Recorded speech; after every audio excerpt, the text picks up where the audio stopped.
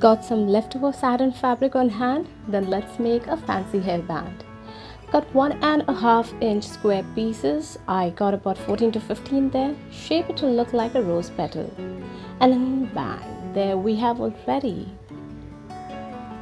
Now burn the edges over a flame and twist it gently.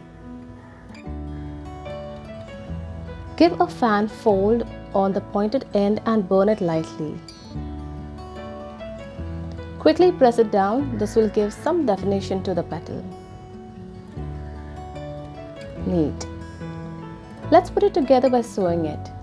You need a needle and thread of the same color. For the first half, I put 5 petals together and secured it with 2 knots. Make sure to space it out evenly.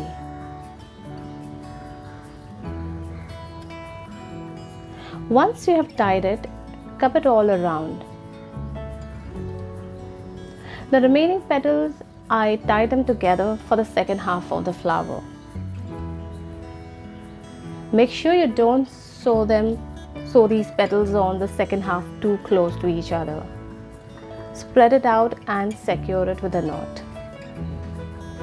That's it. We shall now put them together. Got a glue gun? Make use of it, or else suffer. Just kidding. It's high time you should invest in one. You see, it makes life so much better rather than using Fevicol and other mediums which take so long to dry.